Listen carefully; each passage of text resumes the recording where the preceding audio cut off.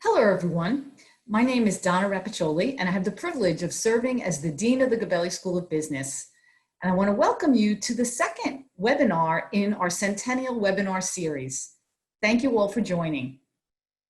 I want to thank our co-sponsors, the CFA Society of New York and the Museum of American Finance, and especially thank today's speaker, Paolo Scaroni, and Andrea Manillo, who will guide the conversation today.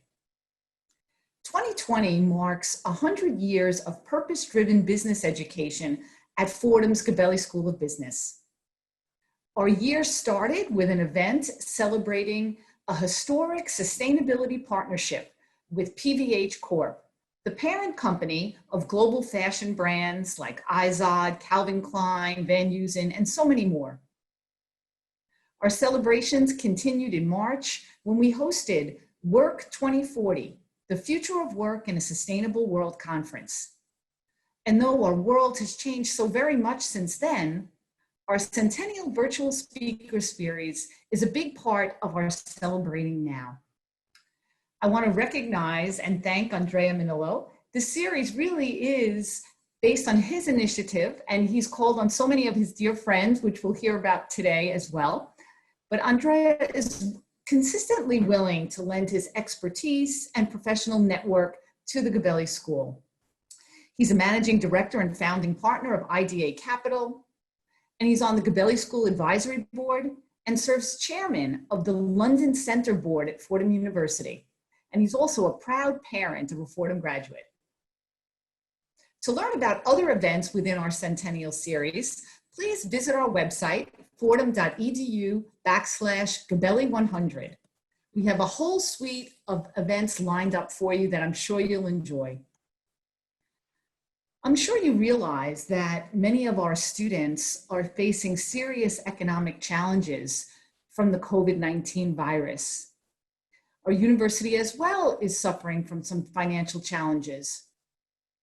So today, I'd please like to ask you to consider making a gift to the Gabelli School. It's tax exempt, and you can do so by going to our website, and you will get a follow-up email after this webinar.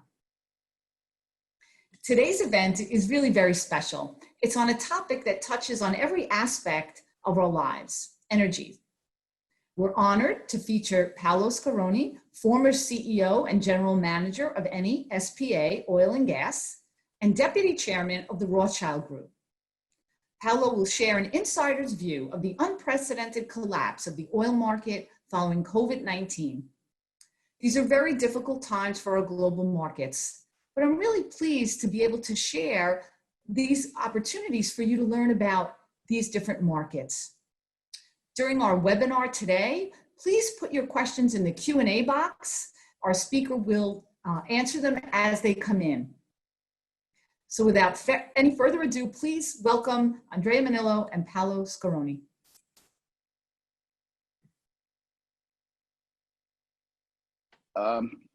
It is a personal tremendous privilege to have Paolo Scaroni with us. Invented over 25 years ago. Let me tell you a few words on it. A global American investment bank invited a few selected business leaders in Capri, sharing some thoughts and spending some time in one of the lushest places in the world, where Roman emperors decided to live. Paolo was by far the shining star in the group for his unmatched personality, youngest in the squad. He wished to spend most of an our wives, Brunella and Francesca. He provided me with many precious insights, including some personal. He told me that for workaholic individuals, as we have been, we don't have to forget the importance to have so loving wives along with us. So to be generous, and it will be a lifelong achievement. Paolo's career has been stunning. His diplomatic acumen combined with his slyness as deal maker are legendary. He's a legitimate heir of Venetian doges who ruled the world for many centuries. His words are a great gift to our community and an extraordinary celebration of our centennials. Thank you, Paolo. Thank you very much, Andrea. Too many compliments which I do not deserve, but thank you for having invited me to your prestigious university. Thank you.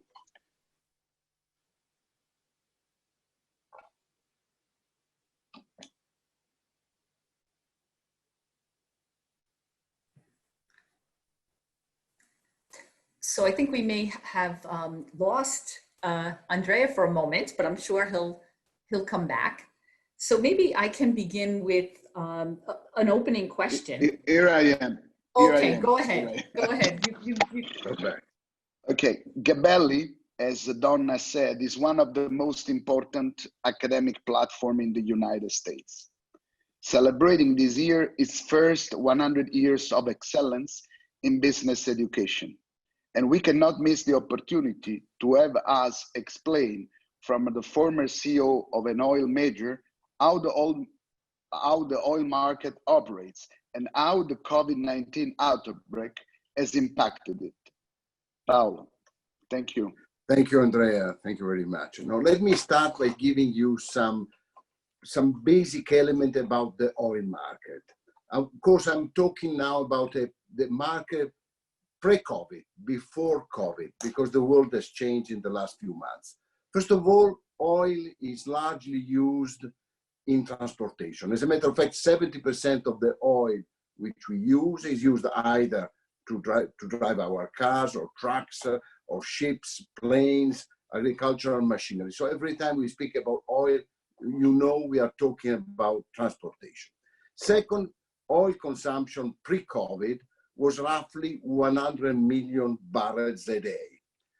The US, which is the biggest consumer in the world, burns 20 million barrels a day, China 13 million.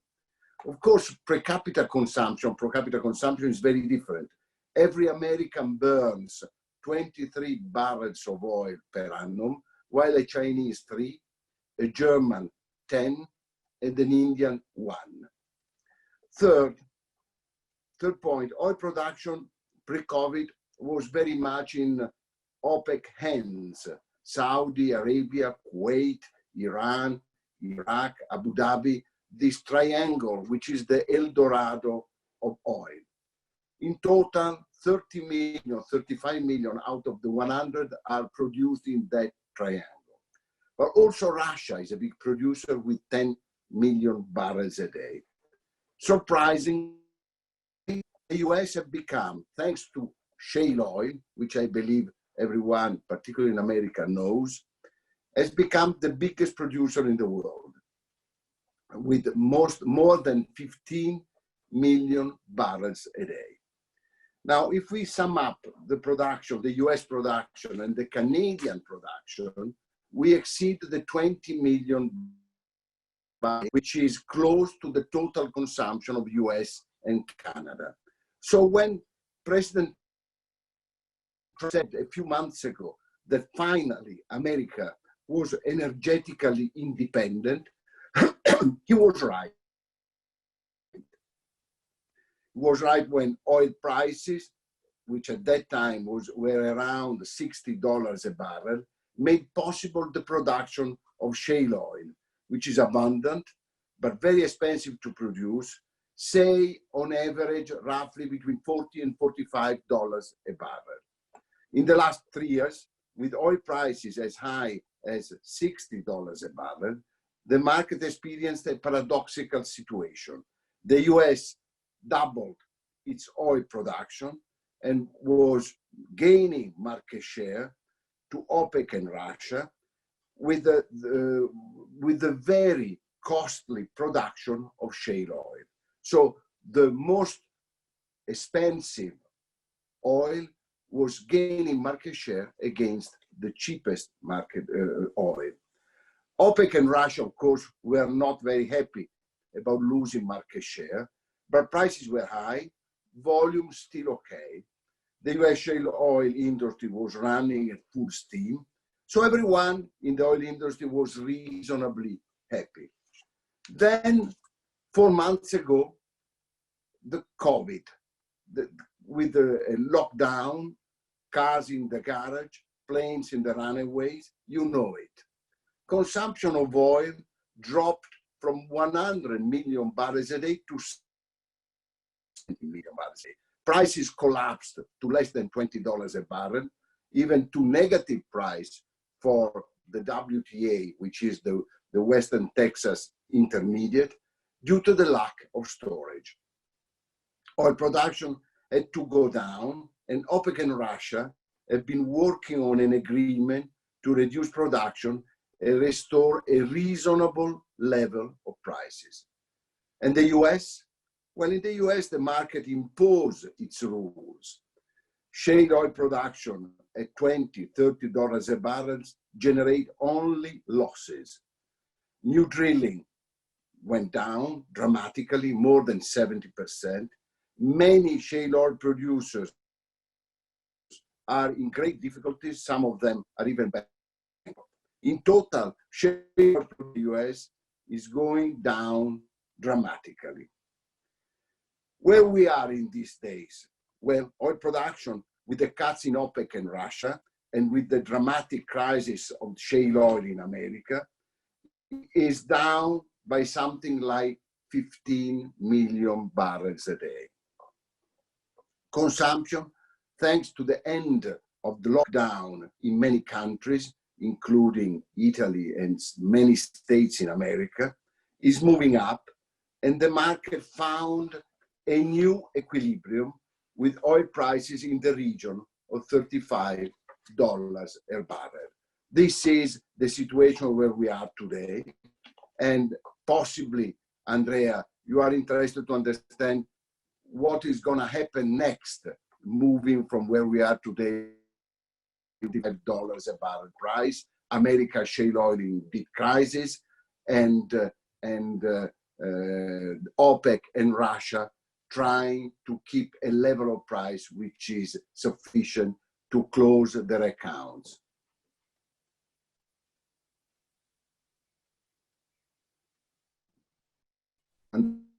Yes. I think this is the political issue related to this is an important step for us. We give a great importance at Gabelli School to the global perspective, which is even a distinctive mark of the Jesuit education.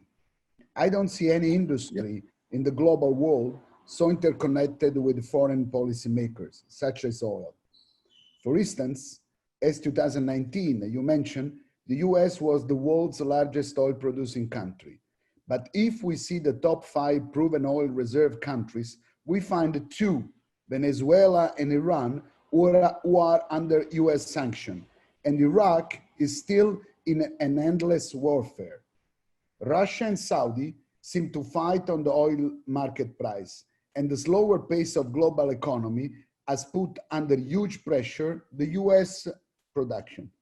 Please, Paolo, guide us in this complicated and risky global chessboard, please. Yes, you are right. You know, since ever, oil and politics are one with the other, and in this area of energy, politics is very, very important. Also, because we should never forget the natural resources, apart from America, are property of the states. So every time we speak about natural resources, we have to do with governments, with politics.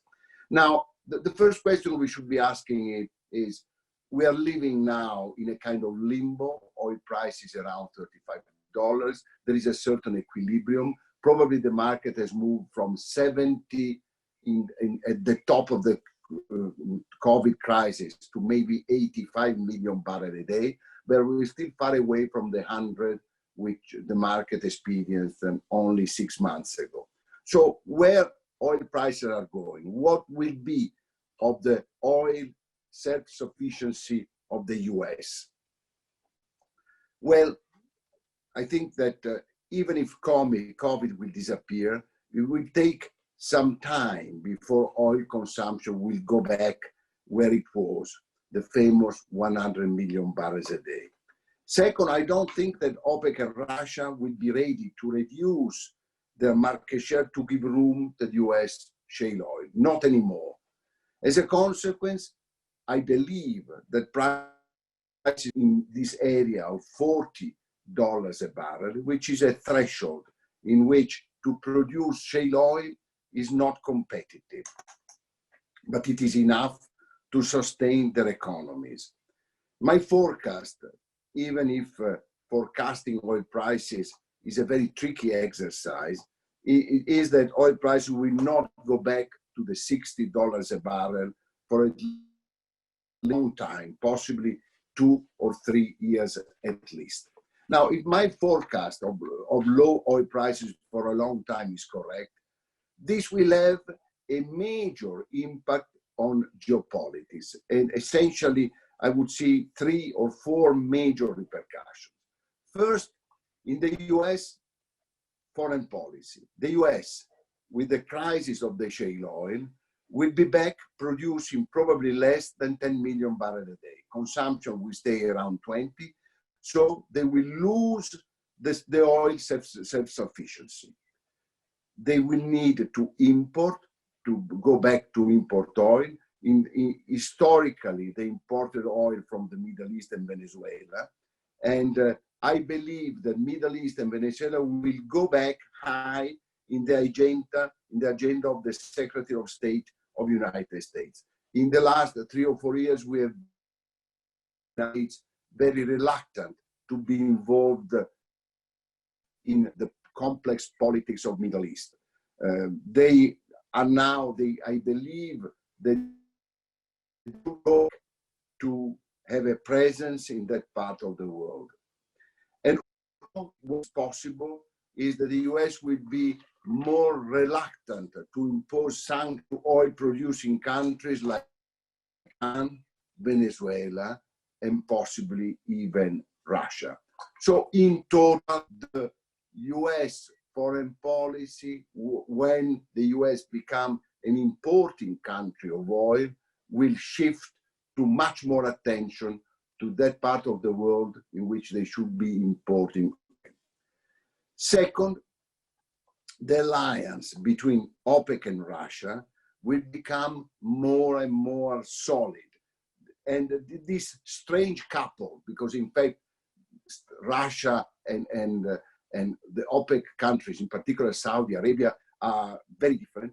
They become closer and closer on oil and possibly on other political fronts, like, for example, Libya, in which Russia and Saudi Arabia are together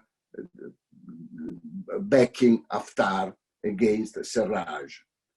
Third point, which I think will happen in this scenario, is that Russia, which is very well equipped to live in a world in which oil prices are in the region of $40, will become stronger and more ambitious of what it has been recently. It is already developing a very active international policy in the Middle East. For example, their presence in Syria. In Syria, Russia essentially is the winner of what is happening in Syria, and also in North Africa, where, as we have seen, it is investing, sending soldiers, even planes, to help Haftar in its fight to the Tripoli regime. Fourth, I've never mentioned China. No, China loved, of course, low oil prices because it is the biggest importer of oil in the world, almost 10 million barrels a day. Just to give you a number of what I'm talking about, if an oil price is at $40 rather than $60, for China, it is a $70 billion saving. So it is really a big, big number. And the Chinese love bargains. In fact, during the tremendous crisis of WTI, in which oil was essentially sold at a negative price, the big buyer have been Chinese companies, which have used this opportunity, this phenomenal bargain, to increase their reserves. So that in total, the Chinese are a spectator to what's happening in the oil industry, but this scenario of lower oil prices is very beneficial to their economy.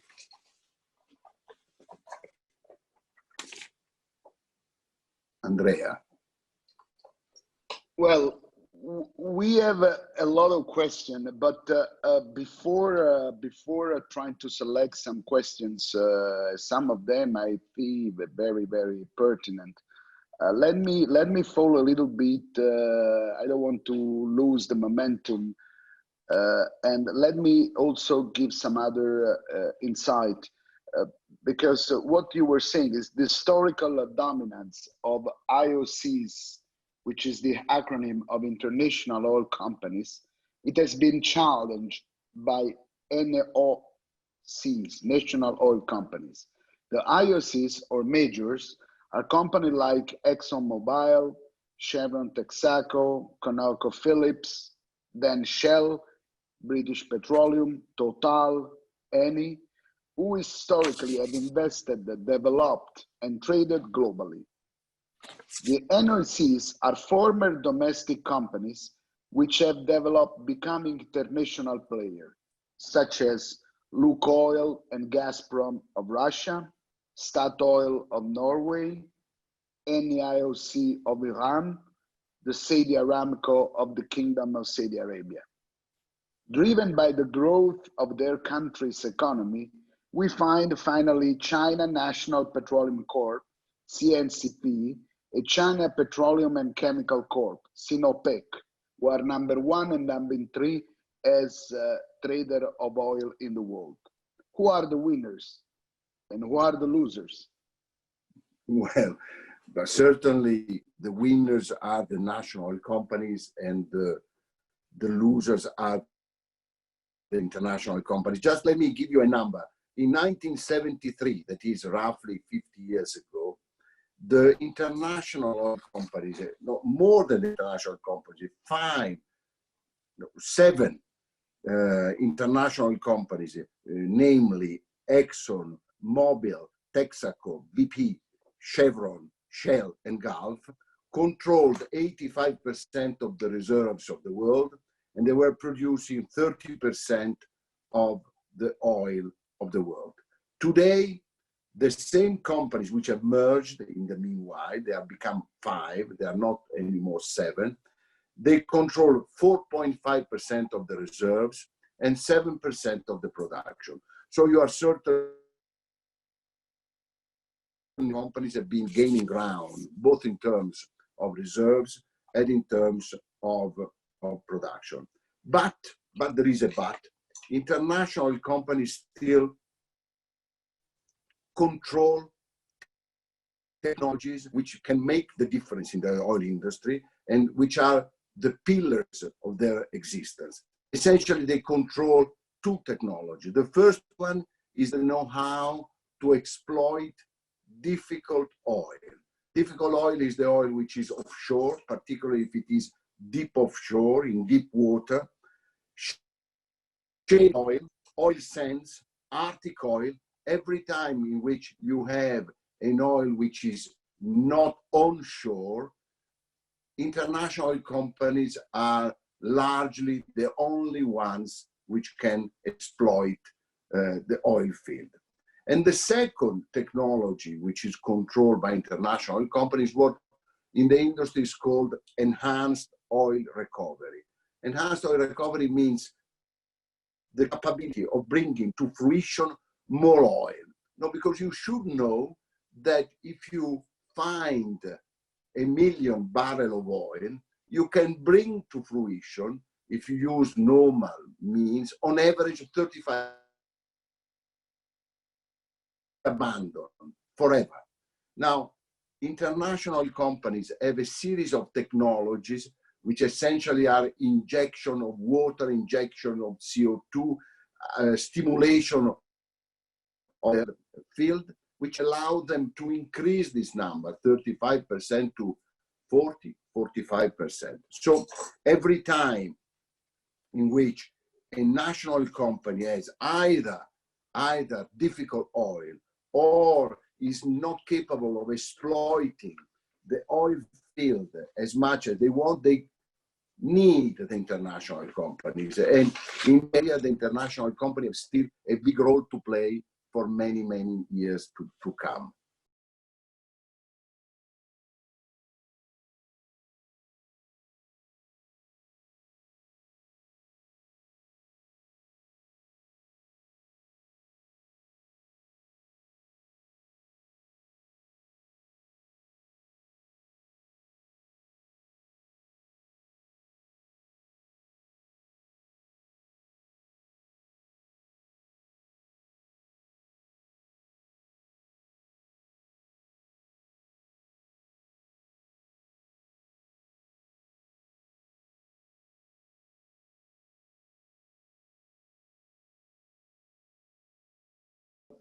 Now, you mentioned the Chinese, they have some of it, but they've been quite shy in moving abroad. And China is not an oil country, at least it has not been so far an oil country.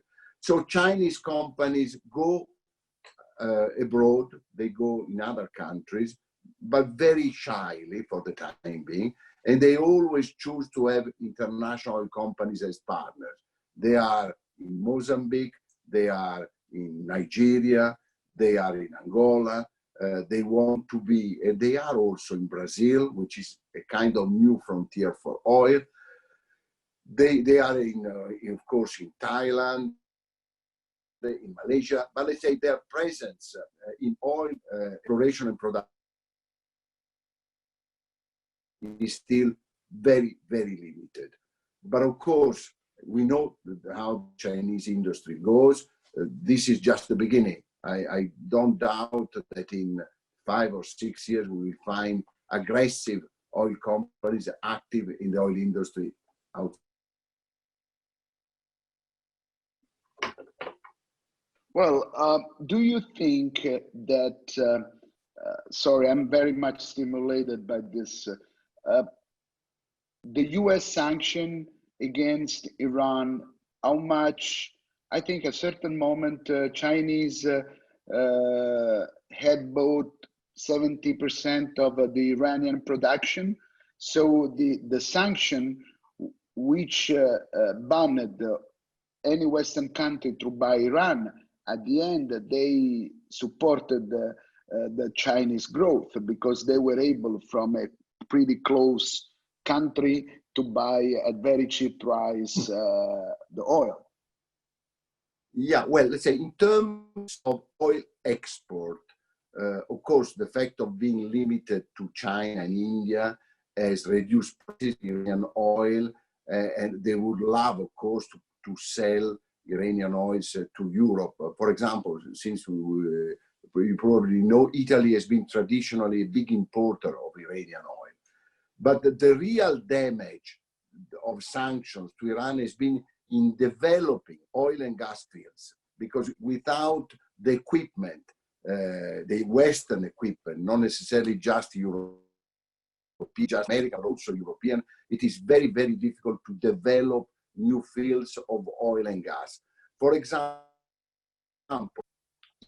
Iran controls half of the biggest gas field in the world, which is called South Pars, which is half in Iranian economic waters and half in Qatari economic waters. Qatar has become the biggest exporter of LNG in the world, and Iran, which controls half of the field, was not able to develop it because it doesn't have the technology and the equipment to do so. So let's say, in summary, we can say that the damage to Iran of sanctions have been important but limited on oil export, gigantic in oil and gas development.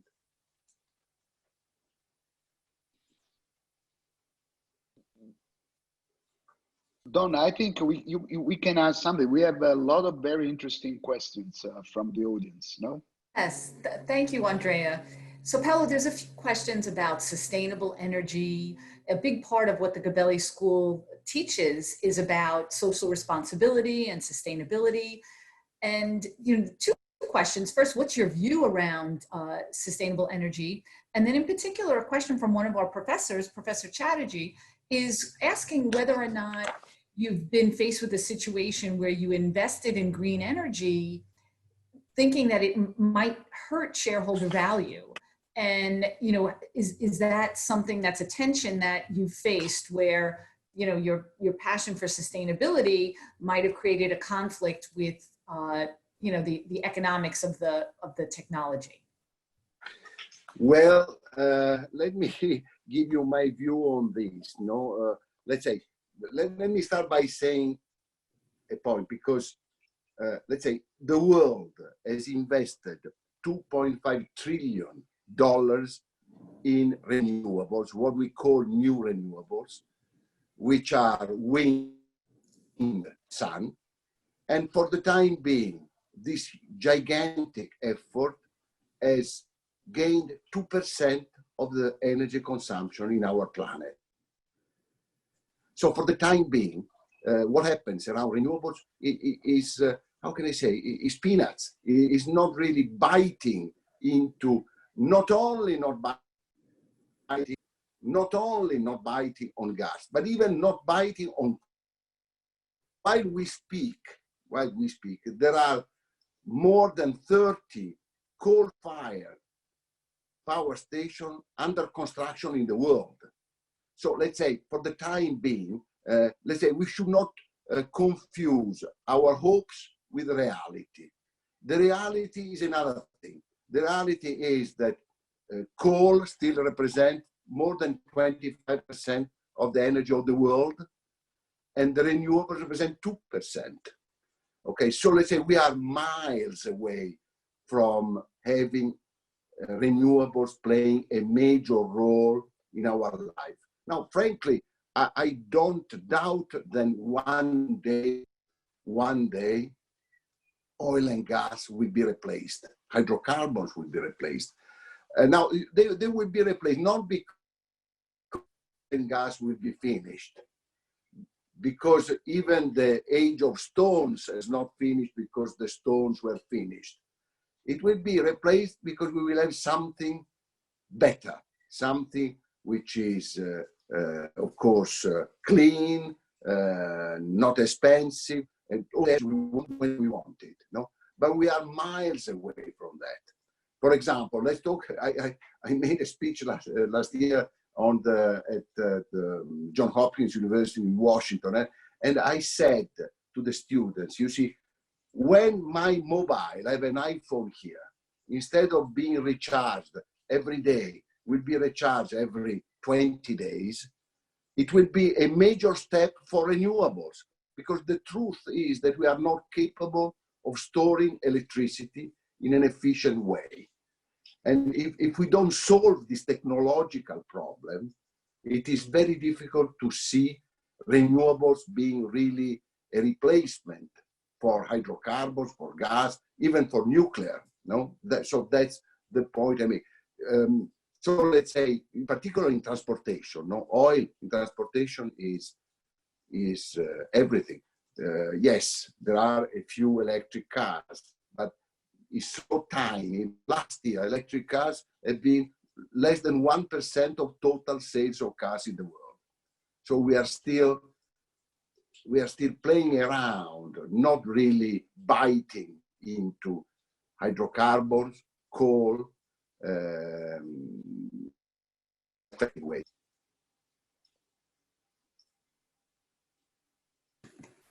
So maybe I'll ask a follow-up. So what has to happen in order for our hopes and the reality to come closer? There's some things that we can be doing now to bridge that gap. Listen, we have, in my view, we have a couple of technological issues to be solved.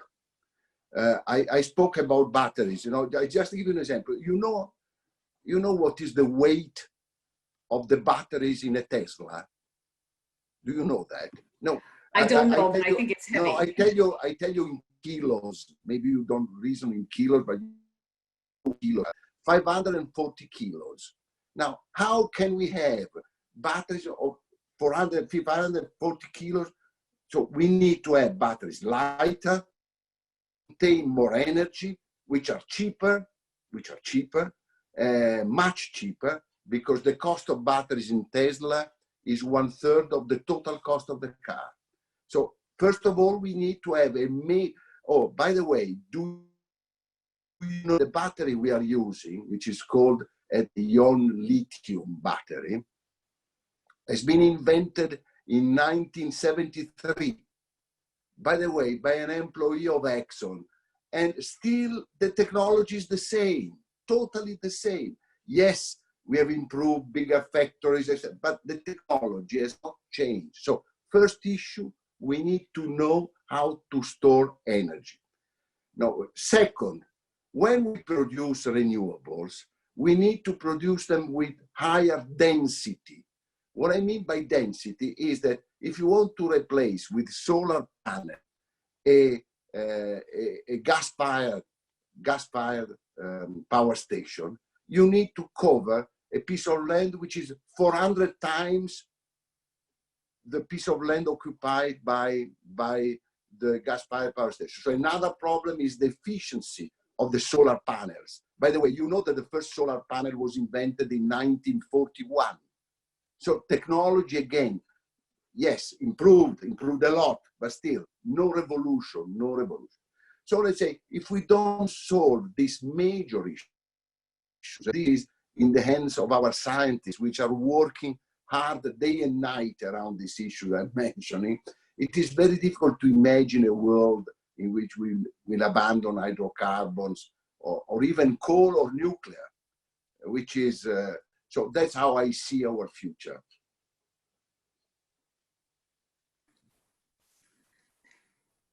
Thank you. I'll ask one more, and then maybe Andrea will ask another one. There's you mentioned that you don't see oil being at $60 for 2 or 3 years, but several people have asked, where do you see the price of oil at the end of this year? So they're asking you to make a prediction. But listen, every time I make a prediction, I make it wrong. So don't listen to me. I'm not alone, by the way. I'm not alone making wrong prediction. But let's say my reasoning is another one. I think that consumption is going to be, for certainly to the end of the year, lower than potential production. Okay, so I don't see why Saudi Arabia, OPEC, and Russia would cut their production to bring prices to a level in which shale oil in America will start all over again, biting and eating their market share. So I think they will keep it at a level in which they can produce oil, they sell it at a reasonable price, but American production will not be anymore 15 million barrels, but will go down to maybe 10 or that region. This is the reason why I think that oil prices are going to stay relatively low for a long time. Well, it means that we have also a financial issue in the United States, because the shale oil industry is fully leveraged and is, as you said, and I share your view, we expect to have a lot of problem, even more than we have today. It involves a lot of US companies, because so we can expect a serious issue on the financial side. No? Yeah, I've read somewhere, but these numbers, I didn't check them, that the shale oil industry in America is very leveraged. It has more than $1 billion of debt. Now, of course, if this industry is not capable of generating profits, will not be capable to repay this debt, and this will create an additional problem to the American, but not just American financial system. So yes, shale will be the critical point. Shale oil will be the critical area to watch in the next few months, while shale gas will continue to be very effective, and also profitable for the near future. I would like to ask you something more, Paolo. We can even can criticize the American corporate world, but we have to admit that every investors, every stakeholders can know a lot about the leaders in the company, which is the corporate conscience is very important. But we don't know anything about the leaders of other companies who are now the leaders in the industry. Who leads Saudi Aramco? Who leads Sinopec? Who leads? So they are good, well managed. What do you think? Because this is a critical issue. Because if we think that the political leader manage such a delicate corporate structure as a huge oil company, can be very, very dangerous. But you mentioned Saudi Aramco. Saudi Aramco is the very good example of nationalization. Saudi Aramco was nationalized at the end of the 60s, I think, or beginning of the 70s. Aramco was already a joint venture of 3 oil companies which were operating in Saudi Arabia, and the company has been nationalized, but differently from what happened in many other countries, including Egypt, Libya, Algeria, Iran. I would say most of them. The Saudi wisely didn't change anything, kept the same management, which was either American or British, and they kept the company totally with a private mentality, without willing to introduce political sponsored people. And this has made that Saudi Aramco quite an efficient company for many, many years. It still is. And so it is a company which is also very profitable because Saudi oil is very cheap to produce. Saudi oil might $5 a barrel to produce. It is onshore, very high production, very well. So it is not a difficult oil to produce. But then Saudi has been very wise in maintaining the same mechanism. Now, China, it is the Chinese companies, particularly in the natural resources field, are very politically controlled. I've been working in China a lot. I made a few joint ventures with PetroChina, with Sinopec as well. And I found people politically very, very controlled, which is understandable for several reasons, including the fact that every time we talk about natural resources, we are talking about something owned by the government. So it's not something awkward that in China, oil companies are very much watched by the government. In total, I think they are reasonably well managed, as many companies in China, by the way. They have a tradition of being rigorous and to have good management. So you are right, we don't know them well. When they change in China for a political decision, but they are reasonably well managed companies. I'll jump in here. There's a few questions about your view on the industry as a whole, and then specific companies like Exxon and Chevron and Eni. People are asking, would you invest, and what's your view of the industry right now? Well, prices are very low.